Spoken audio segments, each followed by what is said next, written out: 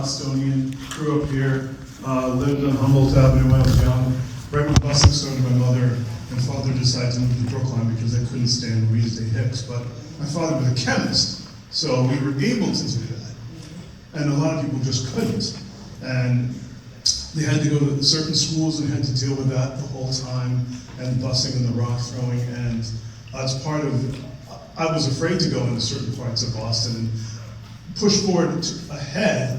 My son, who was engaged to a Haitian woman, took her into South Boston during St. Patrick's Day, and they go, "Are you out of your mind? Are you taking your Haitian girlfriend into?" He goes, "Dad, it's not like that anymore." And I go, "Oh my God, here's another chapter that I have to go through with him to discuss what happened."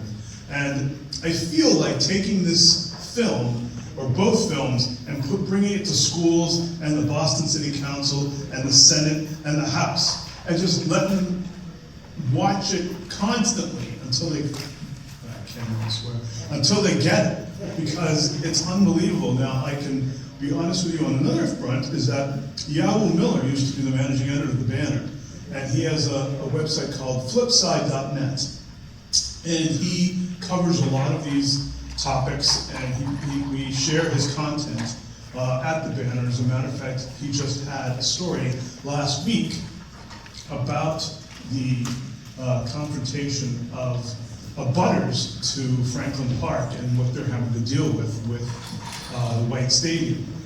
And before I asked the filmmakers, doesn't it feel to you like if they just took $50 million in the last 50 years and put it into White Stadium, what it would look like? That's all they had to do. They didn't have to touch it at all. But please forgive me for pontificating, because I loved both of those films. They were very powerful.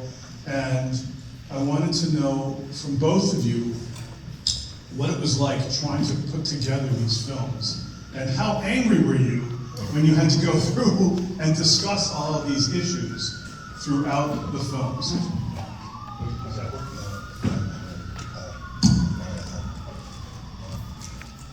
Check. Test. Ladies first. I think for me, the hardest part was just hearing the stories of those who grew up in Roxbury and the changes that they ultimately experienced. And listening to that, it made me realize that if you don't have the resources, you don't have the power. And a lot of the communities that end up ultimately being impacted by gentrification, the people there don't have enough resources to fight back against what's happening. I think that Yahoo gave two great examples that did succeed at that, and that was Castle Square and Madison Park. They were able to fight back and hold on and form some type of cooperative, housing cooperative. And I think the lesson learned is that community organizing a lot of times is going to be more effective and impactful. A lot of times I think people reach out to politicians to ask them to help, not realizing sometimes the politicians are also part of the problem because they respond to the donor class instead of the constituents. And I think that we have to empower people to take things into their own hands. So ultimately, a big part of the problem is the money. Even when I listened to Mac Hudson's story about the mass incarceration, I was thinking to myself, if Mac Hudson came from a family with money, he would have found a way out of this. So it seems to me that the people who have the money have the most power, and unfortunately, the majority of us just don't have that. So I think what upset me the most was just hearing these things and just thinking about how little power people had, not because they didn't want to do something about it, but because they didn't have the resources to fight back. That's a great answer.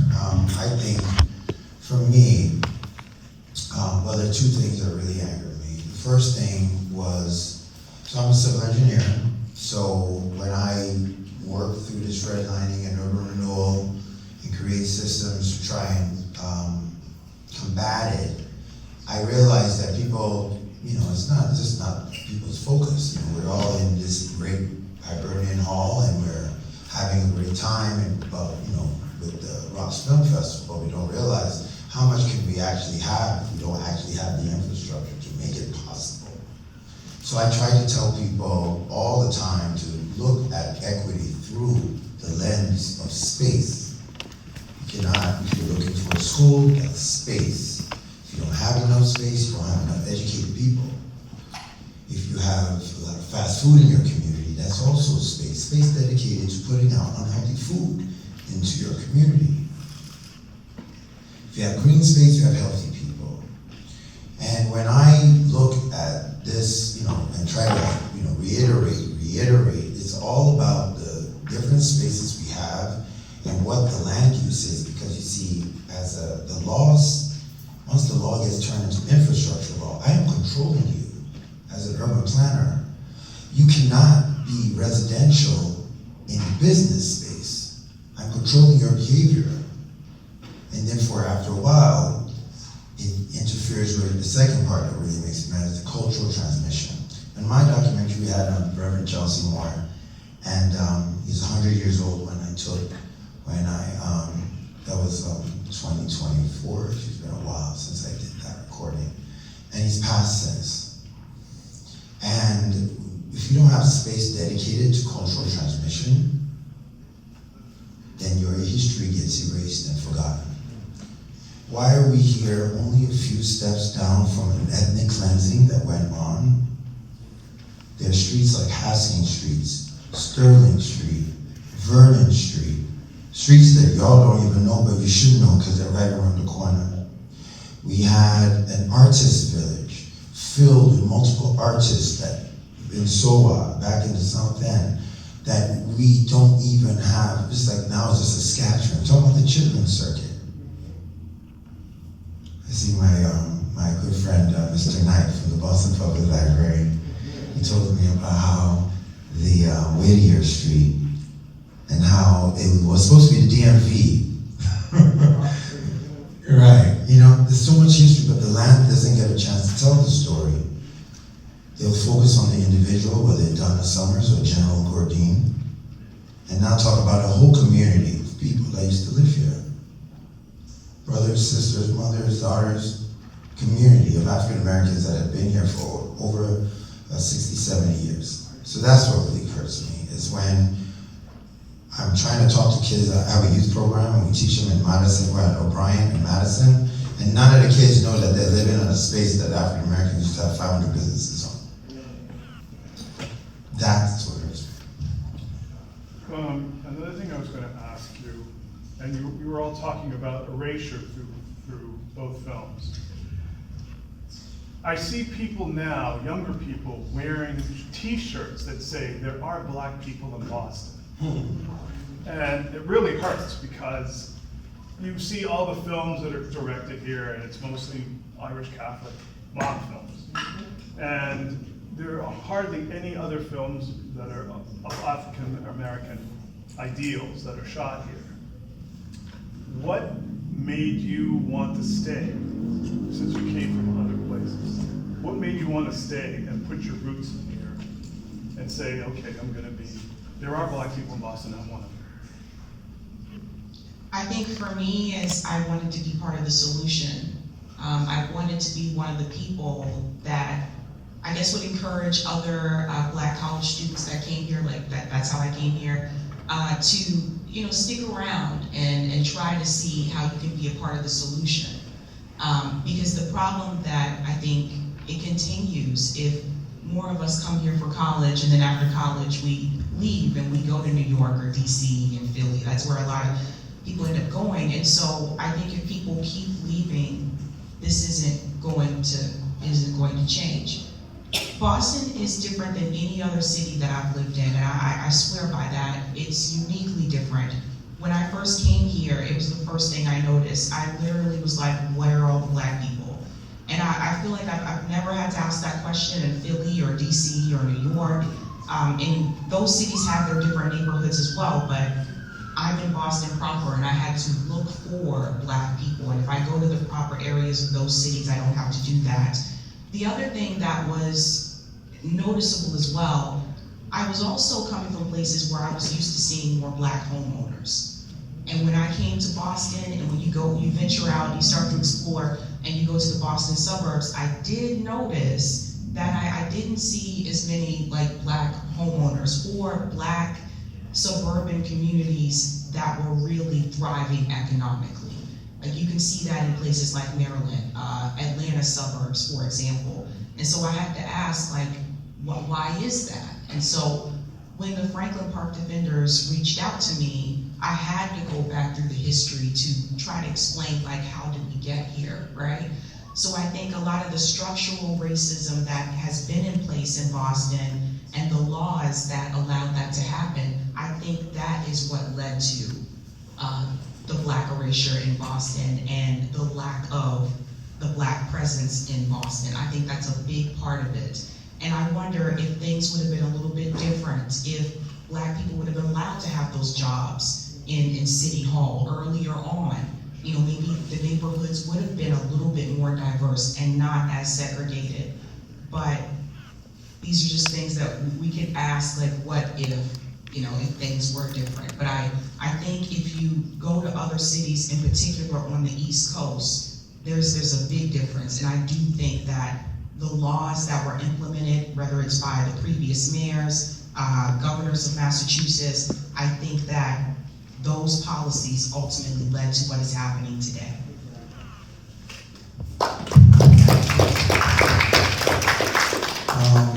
Well, apart from my daughter, which was the main reason why I stayed, Boston is unique, like she says, and the infrastructure of Boston has not changed much in the last 20 years. There's been pockets of change, but for the most part, it's not like New York that just got wiped, you know, like it's completely grid. So the reason why I say that is because they can't lie to me.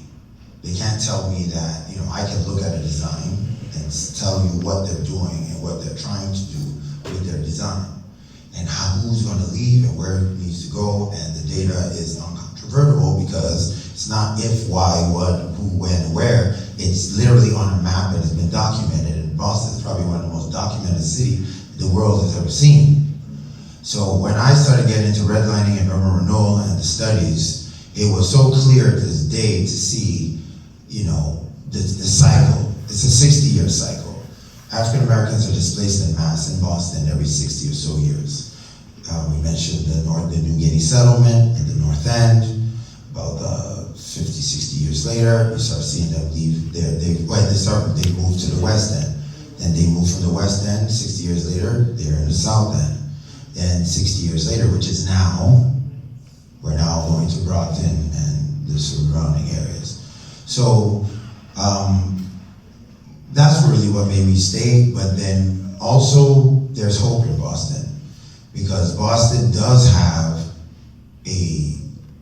I would say, a very educated community that to me is just ignorant because of the history has been hidden from them. There's so many things that I can point to, and when I say, oh yeah, you know this, that, this, and that, people go, oh yeah, I knew that. But they may not know it in that context. All right? I mentioned the ethnic cleansing. I am not playing. I am not playing with that word. I'm not trying to. It's not any kind of hyperbole. You had a community of people that generationally stayed. You can't have generational wealth without intergenerational stability.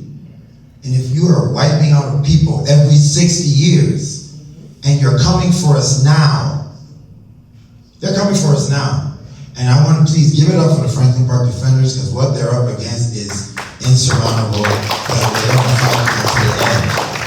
And I say insurmountable not because I've given up, but I know that if they're seeing it now, it's been in the works and planned for 10 years.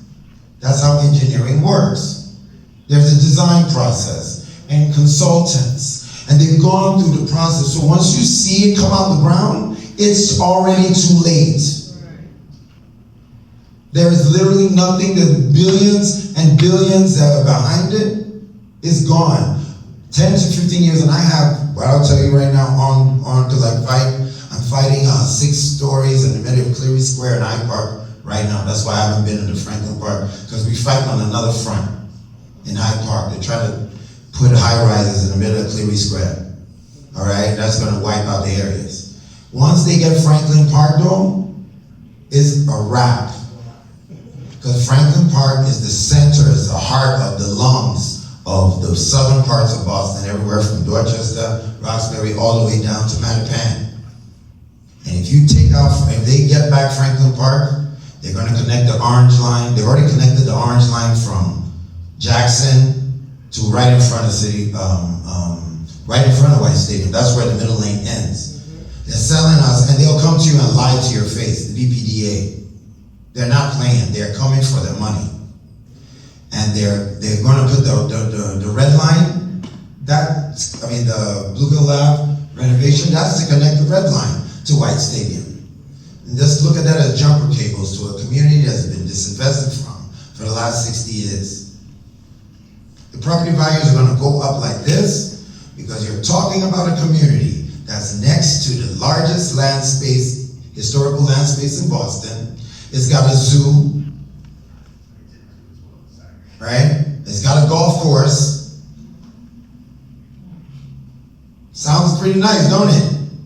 And it's gonna have a big stadium with loads of concerts and things right next to it. Sounds about $6,000 a month to me. Right, and that's what it is. And they want it back. Franklin Park, and I know I'm going on, but Franklin Park was like in the South when they used to fill up the pools so that black people couldn't swim. They cut off all the trains to that area. There were 3 trains that went to that area: Eggleston, Humboldt, and Warren. Now there's nothing. And they let the place starve, they let the place go down, they let the people suffer, they let the people commit crimes because of scarcity. All the foreclosures in the 70s and 80s. Boston went down from 800,000 in 1950 to middle of 1980. It was 500,000 people in Boston. Right now, we're only at 607,000. We still haven't got back to 80,000 people, 800,000 people. So I just want you to know they're coming for us. And I'm not gonna, y'all know a lot of y'all come here and gonna listen to a great movie and go home and have some decent conversation over crackers and cheese. But let me tell you what, are you willing to sacrifice for us or just talk cool in the Roxbury Film Festival? Because I'm done with it. My people are being removed from these communities now. Not tomorrow, now. Thank you.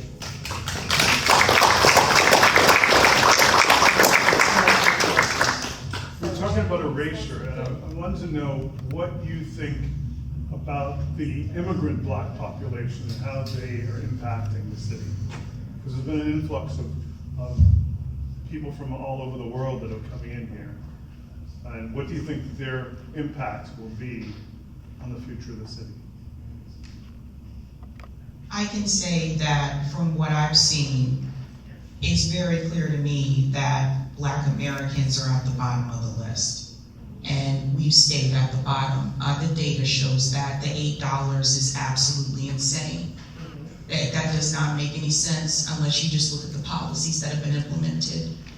There are certain incentives sometimes that are given to other groups so that they can get a head start that was not given to Black Americans. That is just the reality.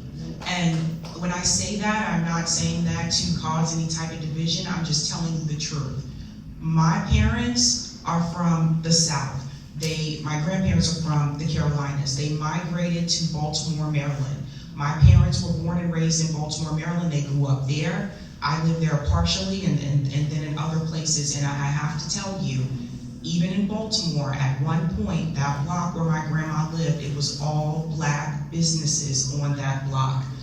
They were pushed out via either eminent domain or they were bought out. And then those spaces are still there, but they were given to other groups. And so when people say that they want equality and they want equity, does that include Black Americans?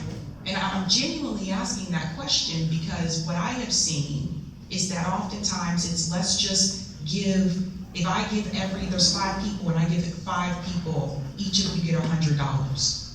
Okay, great. But some people that are standing in that line already have 500. Some people standing in that line have $0. So if I give everybody the same, but you're starting off with different amounts, are you actually equal? No, you're not. This is the problem. When you look at the data, Black Americans, we've been at the bottom and we've stayed at the bottom. And the policies are a part of that reason why that's been able to continue. But when you displace someone from their home, they're having to start all over again. And if they don't have the resources to do so, it's tough. It's different if you choose to move and you say, I want to leave Boston and I want to move to New York City and I have the money and the resources to do that and I have a job that's already lined up for me. That's a totally different situation. But when the city comes for your property and it's taken via eminent domain and you don't have a savings account and you don't have the resources to move somewhere else, what are you supposed to do? So then they give you this voucher and they say, there's a voucher for you to move to Taunton, to move to Brockton. But that voucher doesn't get you ahead. You're starting all over again. I think a good example to look at is what was Seneca Village in New York City. A lot of people go to Central Park. They have no idea that there was a whole Black community there that built homes and built schools and just started off life for themselves. And they were, again, the land was taken and they were pushed out. So when I look at examples like Seneca Village and that constant displacement and having to restart every time, I get really nervous when I hear words like revitalization, green space, because what that ultimately means is that some of you are going to lose your homes in order for that green space to be here, and they don't explain it that way. How about last word? Well, I have a little bit of a unique perspective. My dad is Nigerian, my mother's from the South, she's from Virginia. So I have this little dichotomy that I've always lived with. So one of the things I find on the Nigerian side, they're just ignorant, they do not know. Then I say, why don't you know? Well, obviously the history is actually not even told in anywhere, right? So this use of land for cultural transmission means the historical transmission, right? So if people don't know the stories, if even African-American kids, I've heard an African-American kid tell me, hey, jazz is white music. I was like, oh my Lord, right? You see what I'm saying? Like, so if you come from another country and you do not see the history of these people that have been here for a long time, because like I said, there were 500 businesses in the state, right? You know, I mean, in between Melnia Cass and Vernon Street, all the way down to Tremont, like that was like, Russell Street was our Newberry, our Hanover. We had bakeries, Decker Bakery, we had all sorts of stuff down, like literally a main street of African-American businesses only. All right, think about that, okay? So when you don't have that to fund your community and your progress and to fund your schools and to allow you to make the decisions that's good for you, not going to another community for them to make decisions on your education, because I don't know about you, but African Americans, this is the longest we've ever abdicated the education of our young people to another community. That doesn't happen in our community. We teach our own. And without that knowledge and that presence, then other communities come and go, well, we don't even see what you've accomplished. And really, physically, it's not there. And it's one of the things I wanted to mention, because the Madison Park, I want to say that education is also so important. Because you see, Madison Park, in a way, it's the idea and concept is well-meaning. I want to be very clear. I'm talking from an engineer point of view. But it does not have the traditional commercial space on the bottom floor that the South End has. That is not just somebody thinking, oh, you know, I'm going to put a couple of floors up and one floor business. That's actually the formula that allows the city to have enough tax revenue. So if you don't have enough commercial space, which is what we have there, that place pays no taxes. That place does not contribute. RCC, Madison Park, all the way down into the Madison Park Village, That place pays no taxes. So how do you're gonna need welfare. You're gonna need money to fund your school. Because that area doesn't generate any income. The post office. No, what I'm saying, if you have commercial space, then that generates taxes. So when you develop low-income housing and think that's the trick, oh yeah, we got low-income housing. You also don't have any commercial space. So you're not generating funds, and so this area is literally a black hole of economics. It doesn't work structurally to develop the amount of money that is needed to support the community. So they'll always be throwing money in here, especially when you check out the trolley. So the education, y'all, and the transmission of this information is so critical. And that's why we made this. I'm an engineer. She's more of the artist. I'm just an engineer that said, look, I have to find a way to share this story. And I teach young people about it. Mr. Knight is helping me for many years to educate the kids at the public library here. And Antonia, but y'all, this is an emergency. African Americans don't even have the actual cultural hub. There's a Haitian cultural hub, there's a Vietnamese cultural hub. And we've been here since 1638. And we do not have an actual 3 or 4 blocks of just African American businesses. That's erasure. So I'll let you, sorry, I'm a teacher. That's okay, thank you very much. I want to thank both the filmmakers. I'd love to see these films over and over and over. And we have the original is online, because I was in the Roxbury Film Festival last year, and the infrastructure original is, this was just about the stories, and Reverend Chauncey Moore in the 100 years, and he's not with us, and all things like that. So thank you. Thank you very much. Thank you.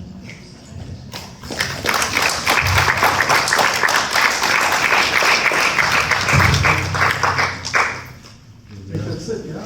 Any questions? For the audience, can I ask a question? Sure. Yes, questions? Yeah. So I appreciate both of your films. I'm really interested in English, so don't hate. That's a vision.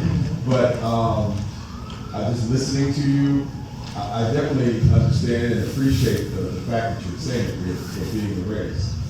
I guess what I'm having a little bit of a struggle with, and I think you addressed it, is not pitting us against us.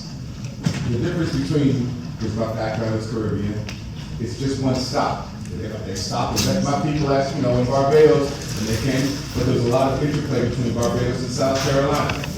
So we are all gaps. The displacement of people, whether it was guys in parts or different parts, some of those people were people from not just the South, but also black, more from Caribbean. Right, it's true. So I definitely can appreciate, because I remember that study about $8 for a black family.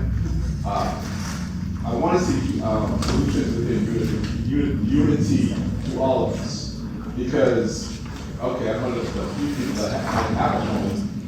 I know the people that are definitely people of various diaspora, black backgrounds.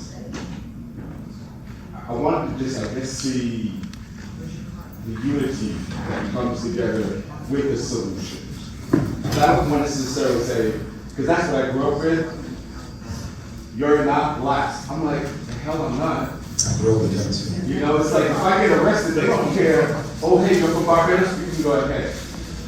So, I guess just, I love your art, I love your message, I love the fact that you're talking about this, and it should be in schools. Right. It should be in colleges. College that I worked at.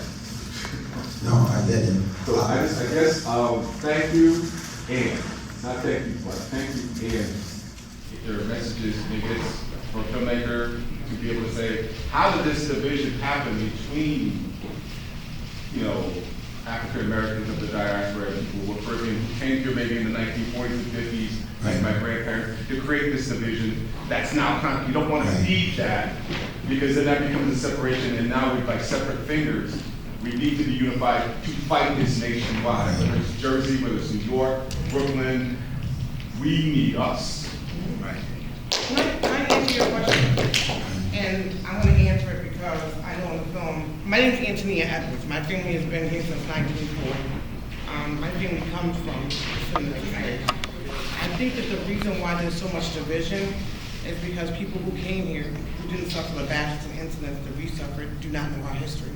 And so, learn the history first, because I could have never come to Jamaica, to your country, and not know your culture, your food, your languages.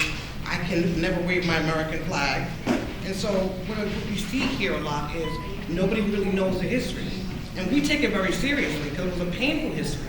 And it didn't just stop like here in Boston, or whether it's across the United States. So prior to 1965 with the Immigration Act, if you didn't suffer slavery, Jim Crow, black codes, castration, lynching, and segregation and the civil rights, you really don't know what happened to us.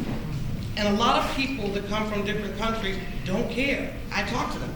I educate people every day. And I can tell you, I walk around with a book bag, and I educate people every day. It's very distasteful, it's very heartbreaking to know that there's people in the country that you have been forced to be in and kidnapped and brought to, and we don't have a home. This is our home. And people don't respect it, and they don't respect our history. And so I'm gonna give you a good example. Juneteenth. Juneteenth has nothing to do about anybody other than the formerly emancipated slaves. And so when I sit back and I watch other people wave their flags, and they won't even take them down for a day. And so that's disrespectful to us.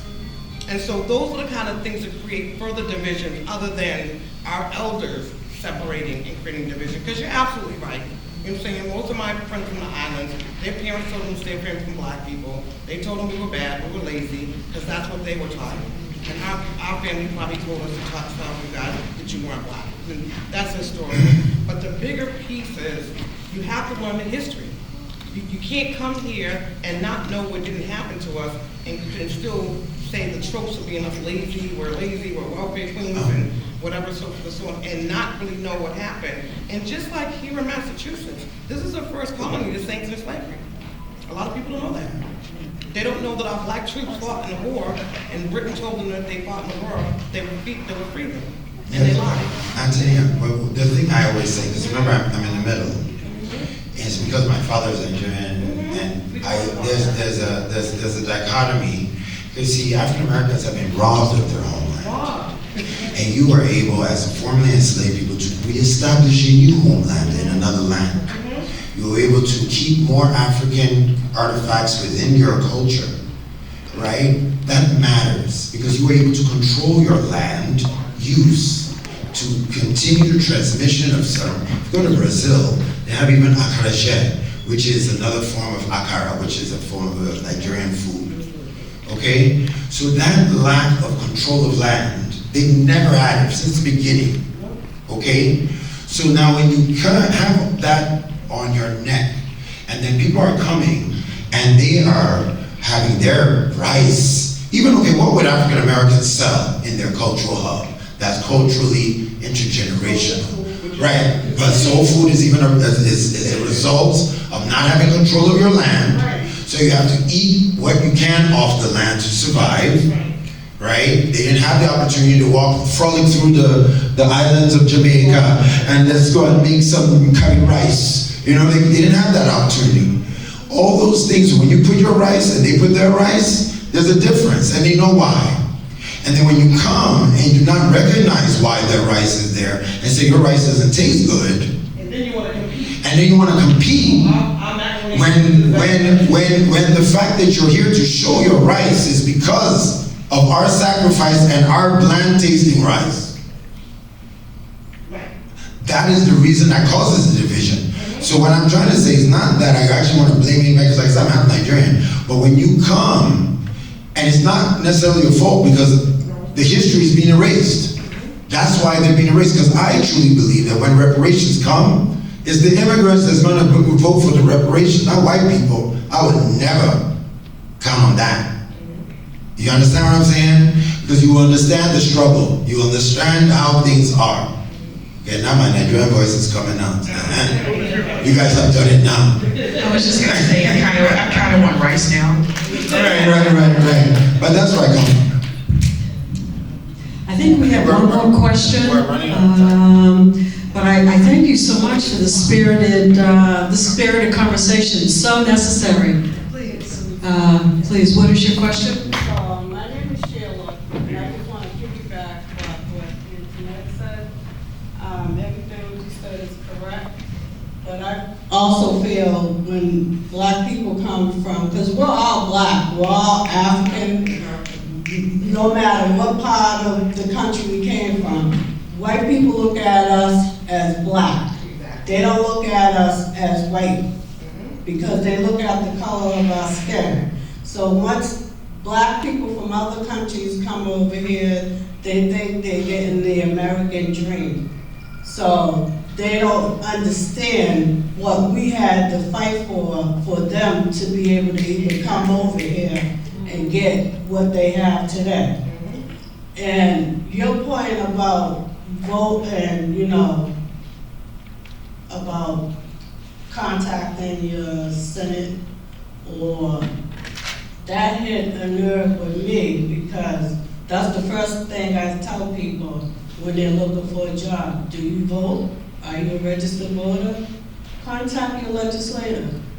Contact your senator that's in your area, So, but that doesn't mean a thing, because it all depends on who you know, not what you know, but who you know. And this is the big problem with us becoming united. I hope you all take into account tonight, seeing this film and hearing the response, that we can come together. And that was my last question. So what do we do? Do we just talk about it, or do we start a revolution, not fighting, but protesting, going to the State House? What's the next step? I was gonna say, Cambridge man, I think. And to Bridget, you get very offended. I was gonna say, I think he may have already started. Like, it seems like this needs to be a bigger dialogue and try to bring people together. Right. And to your film's point, I mean, that highway, they already kind of, maybe 10 years already had those ideas of doing it, but yet the people managed to stop it. So yes, it might be the 11th hour and 59th minute, but don't give up. Don't say that it's a done deal. Organizing, getting these kinds of films, these kinds of expressions of art can get people galvanized, they can get them activated.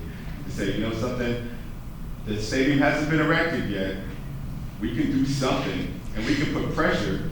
This person, this mayor may want to get elected, that's their incentive. These businesses, whether it's the Red Sox or, Patriots, they want people to come into their stadium. They don't want people protesting outside of those spaces. But it's, and I think you're right, you're absolutely right, but I think it's also, the gentleman here who indicated, it's kind of a bit of a done deal, and in the sense that the time for us to act was, it's not like there's nothing more that we can do, but it's a difficult, it's an uphill battle. And I think, the willingness to be able to do what we need to do, roll up our sleeves, we gotta be really committed. And that's a difficult task here in Boston in order to bring people around. Are there any other questions here? We could be here all evening. It's such a great subject. It's such a great topic, and I thank you so much. We seem to have one more.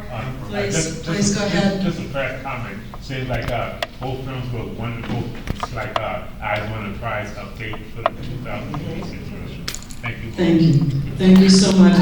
Thank you both so much. Thank you so much for these films. They're greatly needed. I think you said it. They need to be in every school, every high school, every grammar school, but the discussion needs to continue. And however that needs to take place, it needs to happen. Because we can't completely give up. But we've got to hold on to the property that we do have. I would say certainly certainly that is the case, and sometimes that's hard, you know? But with all our might, you know, hold on to what we do have, and help and inspire others, particularly those elderly who are being taken advantage of.